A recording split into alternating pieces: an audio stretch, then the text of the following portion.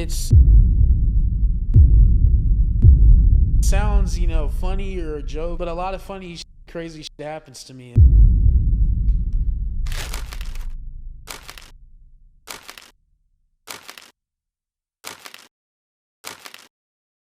today, we got the real reason Dave Blunts is so big. My assumption, lean. Let's find out. You already know the vibes. Animation channel, gaming channel, 1 curse, 3 push-ups. Dave Blunts is one of I can't put down the cop. Sorry. the largest Because I'm a bitch getter, getting money nigga. Hitler. Sorry. upcoming rappers Heard that was a pedophile. Sorry. blowing up on TikTok right now. His knuckles Recently, ashy. he has received Lil Yachty's cosign, linked up with Taz Taylor from Internet Money, and says he has music dropping soon with the top of the top rappers in the game. No, he's not some industry plant, and no, he's not just getting lucky. Dave Blunts has a few very specific strategies that have propelled him to this point, and I'm going to break them down for you today. The number one reason why any artist is going to gain traction is because of their music. So work harder on your music. Dave's music is extremely simplified trap music that feels reminiscent of the likes of 2016 Uzi and Trippie Redd. Asthma before the freestyle is crazy. Niggas going outside now, they be trying to beef about a bitch. Why the fuck would you trust her when you know she out here doing dicks? Every song he makes sounds This very nigga's tough, bro. similar, which a lot of people will demonize an artist for. But from a marketing perspective, it's the smartest way to gain traction on your music. I mean, think about it simply. You make a song, people like it, You make a song keep similar making to songs it. that sound like that, and people will keep liking it and become a fan of yours. It's the quickest way to grow a fan base. Artists worry too much about being versatile in the beginning when it doesn't matter. It's like, bro, I'm not going to Trippie Redd for drill. There's already drill rappers. It's like, you know what I mean? Just stick to what works. However, the number one way that an artist will be discovered in today's modern music landscape is obviously TikTok. Dave's TikTok is successful because of the way he looks. And I'm not trying to be rude, it's just the truth. People determine if they are going to watch a TikTok in exactly 1 second. When they see Dave, something clicks in their brain to stop scrolling. People have a fascination with obesity. Look at TLC, whose most successful show for 12 years has been My 600 Pound Life. Dave even has a song called My 600 Pound Life. Dave has been going viral since he was 15 years old just by posting random pictures of himself to the internet. I'm not saying that's why Dave I did not know that was Dave is Blunt. successful, but I think that his size is what gets the average person to just stop scrolling. From there, I believe they are shocked and pleasantly surprised to hear his high-pitched singing when they were likely expecting a deep baritone delivery. Book a flight to LA just to get some neck. Book a flight now, I'm getting head in LAX. The dichotomy keeps them listening, analyzing the comments, and trying to determine how they actually feel about it, which pushes Dave more into the algorithm because they're sitting there watching his TikTok on loop. For Dave, this is an advantage, but not every artist has a look or image that makes people just stop scrolling within 1 second. Usually, Is he actually drinking lean, or is it just like a look at this point? you have to work much harder. Luckily, I'm here to give you simple, detailed strategies that could help you blow up your songs on Wait, is this supposed to be like a tutorial video?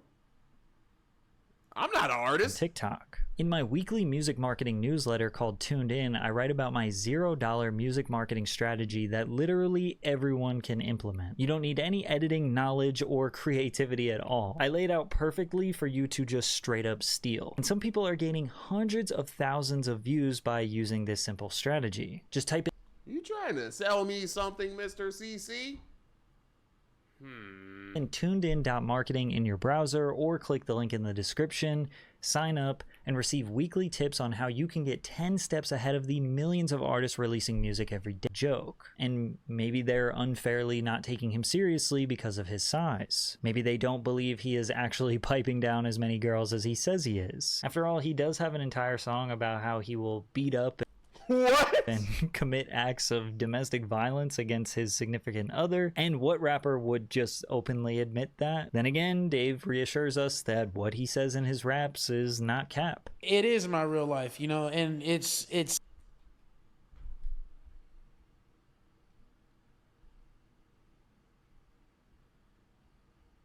sounds, you know, funny or a joke, but a lot of funny and crazy shit happens to me. And, you know, it's my real life. that I'm putting in this music, bro. So, but if you mix in all of the different opinions and the reasons why people may or may not be watching, you get all of his TikToks surpassing 100,000 views, and most of the time they're upwards of 200, 300, or even 500,000. And all of these TikToks are just him rapping his songs. That is an insane level of exposure. Dave raps about specifically 3 topics: drinking lean, making money, and girls who are, most of the time, disloyal hoes. These topics are extremely generic when it comes to modern day trap music, but people still like listening to it. Future has definitely inspired a generation of rappers who borderline fetishize a lean addiction. But do you actually want me to sit here and discuss the morality of rap lyrics? Combine Dave's lean lyrics with the fact that in every single TikTok he posts, he is double cupped up. Now, does he actually have drank in that cup? We don't know. There's no way. What we do know is that you're never supposed to ask a rapper what's in their cup. Why in the hell should I stop drinking whatever it is in my cup? I think people need to mind their own business. I don't care if it was heroin in my cup. Is that possible? It's whoa. Voice crack as a 24-year-old is crazy. Oh my, yo. I need to do like vocal, like me.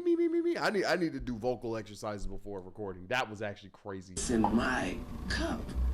You. But the non-obvious and maybe more subtle reason why Dave is receiving so much support is because of the deep and intricate lore that consistently comes up in his music. There are characters and storylines that his audience learns more about as they listen to his songs. You have Jace, 2-3, Julian, Matthew, Madison, and Abigail. Jace is mentioned in his second EP that was dropped in December of 2023 called Jace and His Undying Quest to Find His Dad, with the first track being called Head from Jace's Girl. Let me clarify that he is not referencing the popular underground rapper Jace. But yes, Dave made a mini album about how this mysterious guy Jace is flat broke, doesn't have a connection with his dad, and his girlfriend is currently having sexual relations with Dave Blunts. So you must be thinking like, this is some serious beef, right? Well, it turns out that Jace is just some random kid that he met on Fortnite and started talking shit to. Dave Blunt's origin story is that he spent a lot of time roasting people on Fortnite. His first song on Spotify ever is called The Roast God. yeah. And his friends is all getting, I'm roasting the fuck out of everybody. I mean, you would think that a revolving door is in this lobby. The way people are just coming in and out, and I'm roasting the fuck out of everybody. Bro. Everybody's getting clowned. Everybody. Jace got in his feelings and tried to dox Dave. He was unsuccessful, so Dave made some songs about him and sent those songs to all of Jace's friends. And so those songs came out, and the people that he worked with were singing those songs around him so much. Yes, this is where I wanted to get to. They were singing those songs around him so much. That's so crazy. Every day. That he ended up quitting his job. His next album featured a song called The Unfortunate Incarceration of 2-3, which is basically a story about how this guy was stealing from his job, got caught, went to jail, and Dave started fucking his girl. 2-3 is mentioned a few times in the album, and while we don't know exactly how he is connected to Dave, we can just kind of assume that he's another guy that he met on Fortnite. But the story behind Madison hits a little different. Madison is this girl I've been messing with since I was like 14. We've been on and off throughout the years, but she always gets a new boyfriend and tries to make me jealous. Madison continuously texts Dave and sends her pictures of her with other guys as a way to... I would crash out. I'm telling y'all, like, I feel like I carry myself as a very calm and collected individual. A she is busy bro text would cook me for life.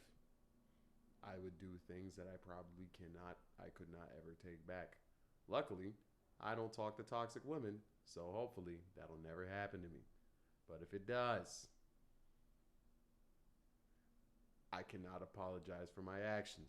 She's busy bro text would cook me, bro. To antagonize him, and he eventually just begged her to stop messing with his head. Dave says, then I'm scrolling on Facebook and I see him and her together, and I'm like, who the fuck is this dude with my bitch? And the new dude she was with was named Julian. I click on his page and I see they're engaged. So when I saw that, I was depressed and hurt for like 3 days. And I kept going back to my page and I'm like, damn, this dude's really marrying my girl. That's crazy. And then I just decided to cook that song up, crying in the kitchen. Wake up 3 a.m. and I'm thinking about medicine. She tell me she got a new I thought he said medicine in the song. Oh! nigga, and his name is Julian. Give a fuck about her new nigga. I'm just trying to get my check bigger. And people love the lore. Like, look at this Instagram caption that reads, if Madison didn't do what she did, I wouldn't be here. With all the comments throwing shade at Madison while praising Dave. You know what this reminds me of? It reminds me of Dashie with Tina. Tina. Like that. This is what this reminds me of, bro. Oh, wait, no. Tina.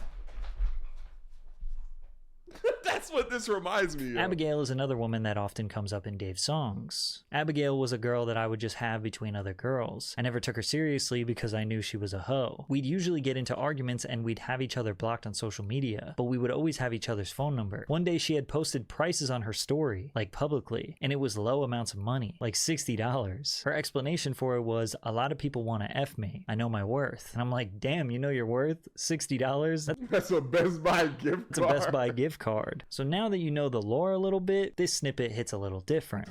Steady thinking about Madison, don't know why she won't love me. Stranded in Moline, I'm taking Percocets with Jesse. Don't give a fuck about Abigail, I told that bitch don't text me. Remember I was broke, I ran it up, no I'm not 2-3, yeah. Okay, he's like kind of building, okay. I also think that these characters having the most basic and regular names just kind of makes it funnier. And because of Dave's efforts, he has been recognized by Lil Yachty, who has publicly co-signed him. And I'm just guessing they have a song in the works. Yachty is kind of known to throw his cosign to the hottest upcoming rappers. Dave will probably have a Lyrical Lemonade video or .com Nirvana video releasing shortly, I'm guessing. His appearance on the Radar helped him gain more mainstream rap exposure, which again is a rite of passage in the modern rapper ascension through the internet grind. I'm sure he's made some fire songs linking up with Internet Money as well, who are responsible for Lil Tecca's most popular songs and are often tapped in with the underground. Ultimately, I think for Dave, it comes down to consistently releasing basically the same songs that his audience has proven to love. Dave floods TikTok and Spotify with his music. This man has dropped 39 songs in the past 8 months. Why? Because you don't really need time to sit and digest his music. Yeah.